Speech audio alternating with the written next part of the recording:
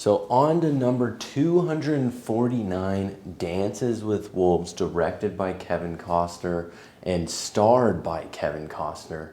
This movie is a masterpiece in my opinion.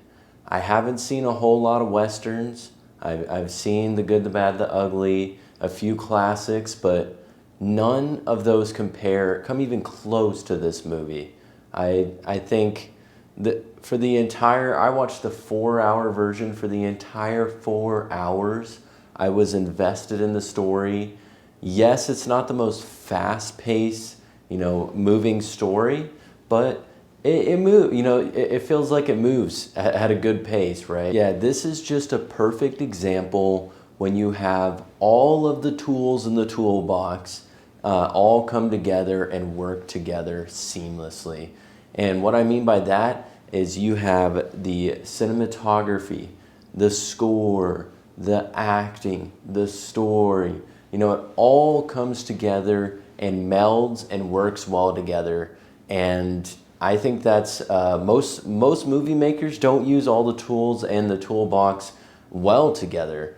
And this is one of those movies that all fits and works well. I don't know if you guys experience this, but this is a beautiful movie, and it's full of different emotions, right? It's full of adventure, exploration, redemption, and then it's also full of, death, war. There's so many things going on, so many different elements at play in this movie, and it's a very good entry into the Western genre back in 1990.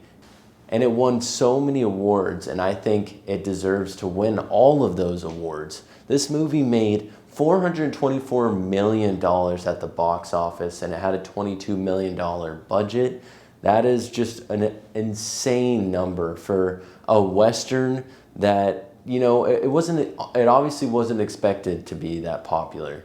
And I think the story is told in such a great way that many people can watch this movie and find it enjoyable. And I think that I've heard this too. I think a lot of people won't like this movie because it is so long.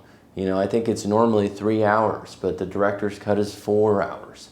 And I think a lot of people don't like those 3-hour to 4-hour movies. And that's an interesting thing to talk about because that's actually very relevant nowadays, right? We had Martin Scorsese's film come out last year, which was over 3 hours, and it's sort of a trend that's popping up in the industry. Filmmakers are now making movies that are 3 hours in length and more. Oppenheimer, right? These are all really long movies, 2.5 to 3.5 hours. And personally, I think that movies that have that length, I think that is completely fine. I actually say go for it because some stories are so big and they need that extended runtime to tell the entire story. And I would way rather watch that than putting a story all into like 1.5 or 2 hours. I think those movies never work, and it's always just a jumbled mess, and you feel like you wasted your time and your money in the theater. So I say go for it, but what I really want to bring back is the intermission. I know this is a heated topic, heated debate, but I think that they should bring back the intermission for the 3.5 hour movies. What's great about the intermission is you can take a break, go outside, chat with your friends about what's happened in the first half of the movie, and then, come back with sort of a reset mind into the second half. And I think people are going to do that anyways, right? If they're watching it from home, I think it's more rare for people to sit there and watch a 4-hour movie straight. I think it's more common to pause and take a break or two and then come back to the movie because it's just too long to sit and watch for 4 hours. I say bring back the intermission. It's just a great way for us to take a break, digest the first half, and then come into the second half of the movie with a fresh mind, ready to experience that end of the movie as well. And we can use the bathroom. We don't have to sit in that seat and don't want to miss a part of the movie. I think that they should bring it back. I know directors are like, oh, it's gonna ruin the entire feel of the film, No. I don't think it will at all. I think it will enhance it, actually. And there's an intermission scene in this film. They knew what they were doing, and maybe that's why it did so well. People could actually use the bathroom. So yeah, enough about the intermission rant. I could go on for quite some time talking about how they need to bring intermissions back, but getting into the movie, we're going to start with the score. The score is one of those scores that somehow embodies all these different emotions. I'm no expert in describing music or scores, but I think from a movie viewing perspective, this score hits you in many different ways. This movie is an epic Western, right? It falls into that epic Western genre. So it has that epicness to the score, but it also has this soft beauty as well. And I think that really embodies what a great score is, in my opinion. It has a wide range, right? Think of like Lord of the Rings. It's a different genre, but it's epic. But there are many moments in that trilogy where it slows down and it's an emotional moment, and you have the score becomes much more slow but also just beautiful in its own way, and then they combine both of those into a song that might have epicness but as well have slow parts and emotional parts, and this movie has that. And the score just nails that exploration that Kevin Costner is going on, his character. It just nails that sort of vibe that it gives off. Yeah, I think because the movie is 3 hours, the director's cut is 4 hours, I think that the pacing is done very well in this film, and they place the score in the perfect spots. And the score doesn't jump out at you, it doesn't hit you over the head. I think a lot of people said that with Interstellar, right?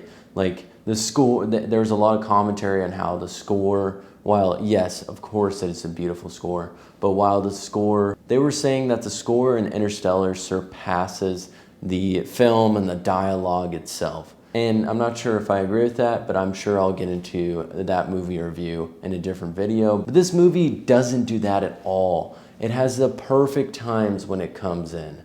And it comes in slowly, but then, it also rises in climax at the perfect times.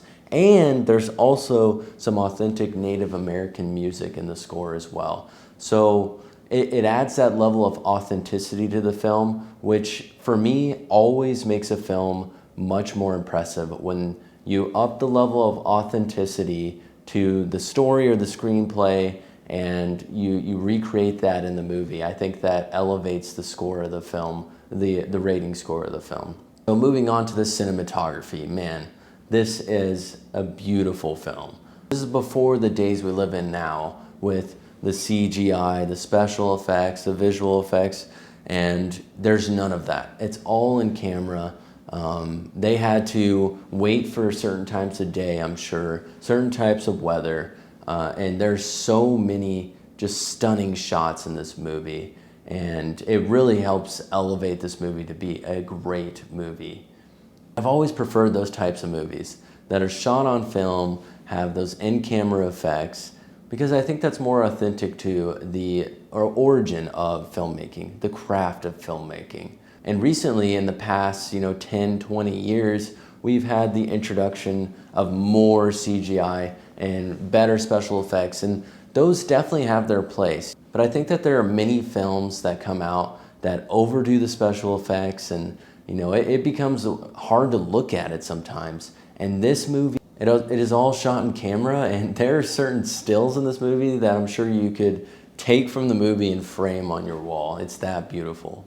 And now getting to the acting. I haven't seen Kevin Costner in anything else, so this might be a biased perspective, and I've heard some people say that this was his peak, his best performance. I know he's been out in that Yellowstone show that came out recently, but I haven't seen that. So I think he does a really good job here. Really grow to like his character over the course of the movie, and yes, his acting isn't anything crazy. He doesn't have like a super large range of different types of acting in this film, but he plays the character very well. And also the voiceovers are done well. I'm normally not a fan of voiceovers in film because I think that a lot of times they'll take away from the movie instead of add to the movie. But this one is a rare case for me where I think the world in the movie was set up so well that a voiceover, especially his voice, just fits very well throughout the movie, and it gives great insight into his character. And maybe that's why he doesn't have to show this great range of acting, because we can know what's inside of his mind because of the journal that he keeps. So this movie is at 249 on the IMDb top 250 list, and I think it needs to be way higher than that. I think it needs to be or lower, if that's how you think about it. For me, Dances with Wolves is a top 10 movie.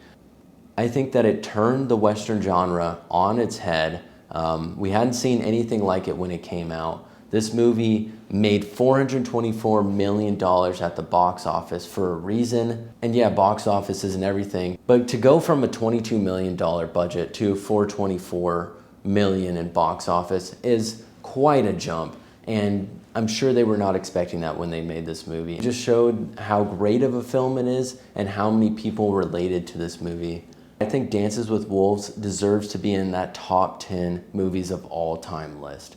It's just different than all the classic Westerns, and it's beautiful in many ways, right? It has a beautiful soundtrack, beautiful score. It's beautifully shot. And as a whole, with its 3-hour runtime, it paces itself very well. This movie as well will make you cry. It'll make you cheer, brings out that wide range of emotions from the viewer that not many films do. And for an epic Western, I think that is rare. Like I've said, I've seen some of the classic Westerns, but I haven't seen a whole lot of Westerns, but I would say that this is the best Western I have seen. So Dances with Wolves deserves to be on that top 10 list because it turns the genre on its head. It adds a different take to the genre that's bold and works. I would rate Dances with Wolves a 9.0 out of 10. This movie really impacted me, and I know it impacted a lot of other viewers as well. So make sure you guys check it out. Also, if you have any movie recommendations that are similar, or just any movie recommendations in general, you can leave those in the comments down below. Make sure there are movies outside of the top 250 on IMDb. And yeah, if you want to read my full written review on Letterboxd, that will be in the description below. And once again, guys, it's just Art Dudes, and I will see you all tomorrow.